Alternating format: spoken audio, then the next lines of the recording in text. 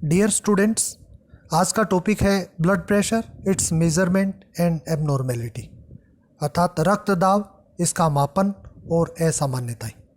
आज का टॉपिक प्रत्येक व्यक्ति के लिए इम्पोर्टेंट है क्योंकि ब्लड प्रेशर से संबंधित समस्या आज बहुत ही आम है जो इसकी असामान्यता को प्रदर्शित करती है। सबसे पहले हम देखते हैं कि ये ब्लड प्रेशर या रक्तदाब है क्या। Pressure imposed on arteries wall by the blood is known as blood pressure. रक्त के द्वारा धमनी की दीवारों पर लगाए जाने वाला दाब रक्तदाब कहलाता है। डिस्कवर्ड बाय स्टीफन हेल्स, इसको सबसे पहले स्टीफन हेल्स के द्वारा खोजा गया। वेवरे एंड लुडविग 1856, वेवरे और लुडविग ने 1856 में measured blood pressure in human arteries, मनुष्य की रक्त वाहिनियों में सबसे पहले रक्तदाब को मापा और इन्होंने जिस इंस्ट्रूमेंट की सहायता से रक्तदाब को मापा वो मरकरी का मैनोमीटर था।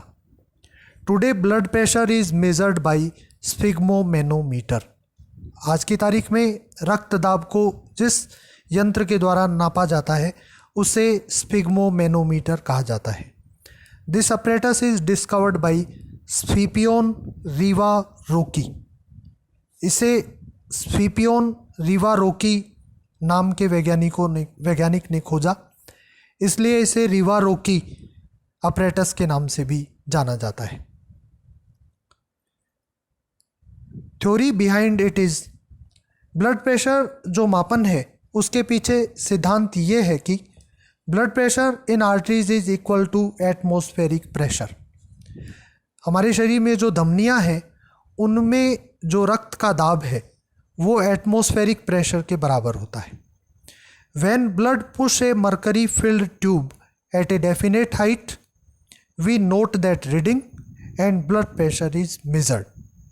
इसके पीछे सिद्धांत क्या है? यदि रक्त पारे से भरी हुई किसी नलिका को एक निश्चित ऊंचाई तक धक्का मारता है तो हम उस ऊंचाई को नोट कर लेते हैं और रक्तदाब को माप लिया जाता है। External force required for squeeze the artery of right arm is measured, that is equal to blood pressure. तो रक्तदाब मापने के लिए हम क्या करते हैं, हमारी जो दाहिनी भुजा है उसकी आर्टरी को दबाने के लिए जितने बाह्य बल की आवश्यकता होती है उसे हम किसी इंस्ट्रूमेंट की सहायता से नाप लेते हैं और वही रक्तदाब के बराबर होता है। बीपी मेजरमेंट, रक्तदाब का मापन। रक्तदाब को मापने का जो उपकरण है वो स्फिग्मोमैनोमीटर कहलाता है। आप जब भी बीपी या ब्लड प्रेशर मापवाने के लिए किसी भी डॉक्टर या चिकित्सक के पास जाते हैं तो डॉक्टर के पास एक उपकरण होता है जिसे स्फिग्मोमैनोमीटर कहते हैं। डॉक्टर क्या करता है, air tight rubber cuff is wrapped around arm. हमारी जो दाहिनी भुजा है उसके चारों तरफ एक एयर टाइट रबर कफ को बांध देता है। A pressure is imposed on arm up to when rubber puff pressure is more than arm. इस रबर पफ में अंदर एक नली होती है तो एक पंप की सहायता से इस रबर पंप में एयर को डाला जाता है और तब तक डाला जाता है जब तक कि रबर पंप का प्रेशर भुजा के प्रेशर से अर्थात आर्टरीज के अंदर जो ब्लड का प्रेशर है उससे अधिक नहीं हो जाता। Now no sound is listened by stethoscope in artery. Doctor इस समय स्टेथोस्कोप को आर्टरी के ऊपर लगा के रखता है तो जब ये एयर को उसके अंदर पंप करता है तब कोई साउंड नहीं सुनाई जाती। Now air is release by moving knob present in sphygmomanometer. अब स्फिग्मोमैनोमीटर में एक नोब होती है, उसकी सहायता से जो एयर इसमें डाली गई है उसको धीरे धीरे रिलीज किया जाता है। It is done up to equal pressure on both side. जब दोनों तरफ समान प्रेशर हो जाता है तब तक इस एयर को रिलीज किया जाता है। When pressure on both side equals, जब दोनों तरफ जो दबाव है बराबर हो जाता है, अर्थात जो रबर कफ है उसमें और आर्टरीज में जो ब्लड है इसमें, दोनों जगह जब दाब बराबर हो जाता है, ए साउंड इज लिसन। तो जो स्टेथोस्कोप लगाया गया है आर्म के ऊपर, आर्टरी के ऊपर, तो उसमें एक आवाज़ सुनाई देती है। This sound represents systolic pressure. ये जो ध्वनि है ये सिस्टोलिक प्रेशर को प्रदर्शित करती है। This pressure is equal to pressure imposed by blood on arteries during ventricle systole. ये जो प्रेशर है, जो हृदय है, हृदय से के वेंट्रिकल के संकुचन से जब शरीर के विभिन्न भागों को रक्त को भेजा जाता है, इस समय रक्त के द्वारा धमनी के ऊपर जो दबाव लगाया जाता है, वो दाब इस समय जो दाब है, इस समय जो रीडिंग है उसके बराबर होता है। After it this sound continuously increases.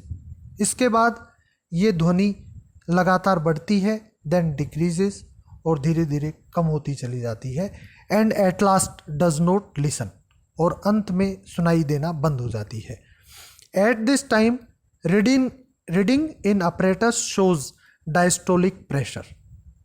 इस समय उपकरण के ऊपर जो रीडिंग आती है वो डायस्टोलिक प्रेशर को प्रदर्शित करती है, which is due to diastole of heart, जो कि हृदय के डायस्टोल के कारण होती है, अर्थात हृदय के शिथिलन के कारण होती है। हृदय जिस समय निलयों से रक्त को शरीर के विभिन्न अंगों तक भेजता है उसे सिस्टोल कहा जाता है, और जिस समय हृदय पुनः अपनी सामान्य स्थिति में आता है उसे डायस्टोल कहा जाता है। तो इस समय की जो रीडिंग है वो डायस्टोलिक प्रेशर को प्रदर्शित करती है, अर्थात हृदय जिस समय सामान्य स्थिति में आता है उस समय रक्त के द्वारा धमनी की दीवारों पर लगाया जाने वाला दबाव डायस्टोलिक प्रेशर कहलाता है। इसलिए हम कह सकते हैं systolic pressure shows ventricles force. Systolic जो प्रेशर है, संकुचन के समय जो लगने वाला दबाव है, वो निलयों के द्वारा, क्योंकि रक्त हृदय से विभिन्न अंगों तक भेजा जाता है, तो ये जो सिस्टोलिक प्रेशर है वो वेंट्रिकल फोर्स को प्रदर्शित करता है। And diastolic pressure represents resistance of arteries, और जो डायस्टोलिक प्रेशर है वो धमनियों के प्रतिरोध को प्रदर्शित करता है। In normal conditions systolic blood pressure is 120 mm of Hg।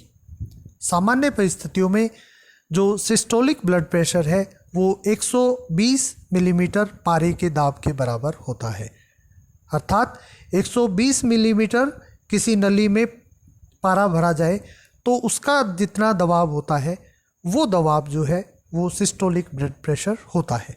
And diastolic blood pressure is 80 mm of Hg। ये जो डायस्टोलिक ब्लड प्रेशर है 80 mm पारे के दाब के बराबर होता है। This is represented by 120/80। तो इस बीपी को 120/80 से प्रदर्शित किया जाता है। Difference between systolic blood pressure and diastolic blood pressure is known as pulse pressure.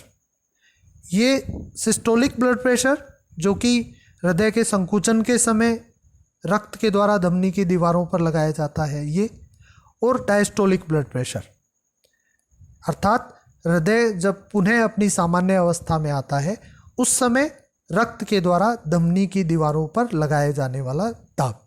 इन दोनों का जो अंतर है यहाँ 120 - 80 बराबर 40 mm of Hg।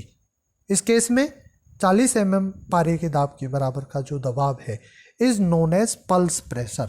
इसे स्पंदन दाब के नाम से जाना जाता है।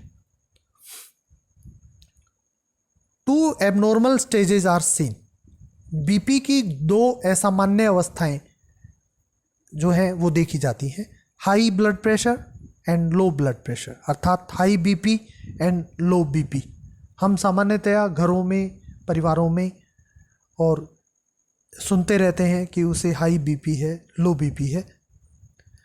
High BP, if systolic blood pressure is more than 150 mm of Hg, यदि जो 120 mm ऑफ Hg था सिस्टोलिक ब्लड प्रेशर, यदि वो 180 mm ऑफ Hg से अधिक हो जाता है, it is called as high BP. इसे उच्च रक्तचाप या हाइपरटेंशन, अति तनाव कहा जाता है। Except some conditions as at time of exercise it may be more than 150। कुछ परिस्थितियों को छोड़कर, जैसे व्यायाम के समय, ये 180 से अधिक भी हो सकता है, but it is for that time being, लेकिन वह उस अल्प समय के लिए ही होता है। आफ्टर इट रिमेन्स नॉर्मल, इसके पश्चात ये सामान्य हो जाता है। इफ़ दिस कंडीशन यानी हाई बीपी की जो परिस्थिति है continuous, it may be harmful, यदि यह लगातार रहती है तो यह नुकसानदायक हो सकती है। हाई बीपी के जो परिणाम हैं कि यदि हाई बीपी लंबे समय तक रहता है तो उससे क्या परिणाम हो सकते हैं। ब्लड वेसल्स में damage because their walls are thin, रक्त जो वाहिनियाँ हैं उनकी दीवारें क्योंकि पतली होती हैं, और यदि उस पर 120 mm से अधिक दबाव लगातार पड़ता रहता है तो वे क्षतिग्रस्त हो सकती हैं। इफ ब्लड वेसल्स बर्स्ट, यदि रक्त वाहिनियाँ फटती हैं, इंटरनल ब्लड हेमरेज अकर्स, उसके परिणाम स्वरूप शरीर में आंतरिक रक्तस्राव हो जाता है। एंड ब्लड क्लोट्स, और रक्त का थक्का जम जाता है, जो रक्त बाहर निकलता है वह जम जाता है। It is called as thrombus, और इसे थ्रोम्बस कहा जाता है। Thrombus can block blood circulation, ये थ्रोम्बस जो है रक्त परिसंचरण तंत्र को बाधित कर सकता है। इफ़ रीच्ड टू ब्रेन, यदि यह मस्तिष्क तक पहुंच जाता है, थ्रू ब्लड, रक्त के द्वारा, circulation, blood circulation, it may cause death, यदि ये रक्त परिसंचरण तंत्र के द्वारा मस्तिष्क तक पहुंच जाता है तो व्यक्ति की मृत्यु भी हो सकती है। Causes of high BP, high BP के क्या कारण हैं? उच्च रक्तचाप के कारण।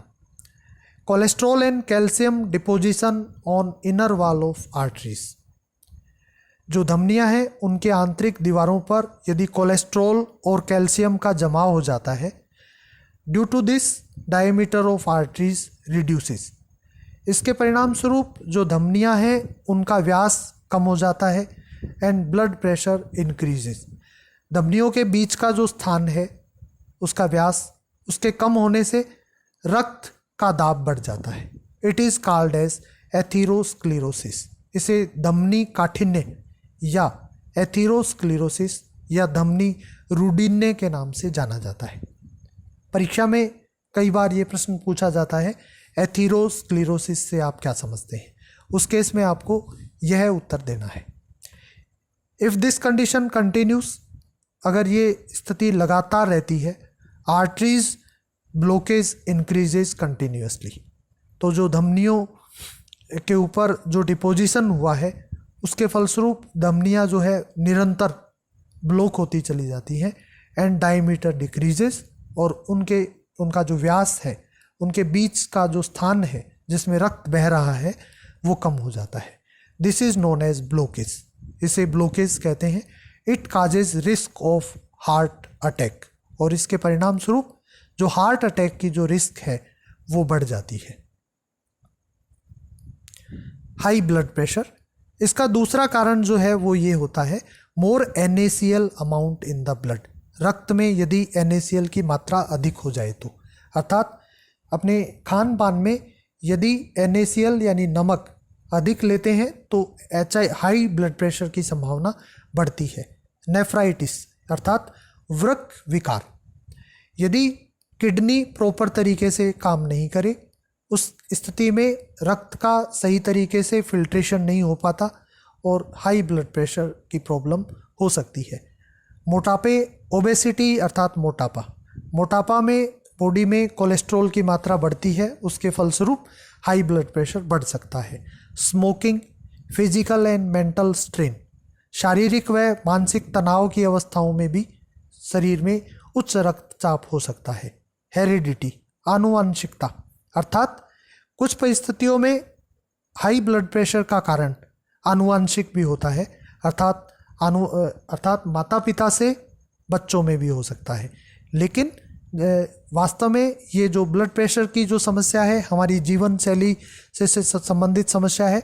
यदि हम अपने खान पान पर और अपने जो दैनिक दिनचर्या है उस पर कंट्रोल करें तो हम इस प्रॉब्लम से, हाई बीपी से छुटकारा हमें मिल सकता है। हम उचित व्यायाम करें, एक्सरसाइज करें, अपने खान पान का ध्यान रखें तो हाई ब्लड प्रेशर से हमें निजात मिल सकती है। सिम्टम्स ऑफ बीपी, इस उच्च रक्तचाप के क्या लक्षण हो सकते हैं? हेडेक, व्यक्ति को सिर दर्द महसूस होता है। टायर्डनेस, थकान महसूस होती है। गिडीनेस, चक्कर आते हैं। तो आप समझ सकते हैं कि ये हाई ब्लड प्रेशर की प्रॉब्लम हो सकती है। लो ब्लड प्रेशर अर्थात निम्न रक्तचाप, if systolic blood pressure becomes less than 120 of Hg it is called as low BP. यदि ये systolic blood pressure 120 mm of Hg से कम हो जाता है तो इसे निम्न रक्तचाप कहा जाता है। If this pressure becomes less then 100 it decreases the blood circulation rate. यदि सिस्टोलिक ब्लड प्रेशर 100 से कम हो जाता है तो यह रक्त परिसंचरण तंत्र की दर को कम कर देता है। इफ़ इट बिकम्स 80 और लेस देन 80, यदि यह 80 या 80 से कम हो जाता है, इट मे हार्मफुल, यह नुकसानदायक हो सकता है। And cause death to man, और मनुष्य की इससे मृत्यु तक हो सकती है। This condition occurs due to excessive haemorrhage. ये निम्न रक्तचाप की जो स्थितियां हैं ये शरीर से अधिक मात्रा में रक्त स्राव की वजह से हो सकती है। This condition also occurs in, निम्न रक्तचाप की जो समस्या है वह इन 3 परिस्थितियों की वजह से भी हो सकती है। बर्निंग, जलने पर, कार्डियक फेल्योर, हृदय सुचारू रूप से काम ना करे, फेल्योर की स्थिति आ जाए। हाइपोथायरॉयडिज्म, यदि थायराइड के द्वारा स्रावित TSH हार्मोन कम मात्रा में यदि सिक्रीट हो तो हाइपोथायरॉयडिज्म। थैंक्स। जय हिंद, जय भारत।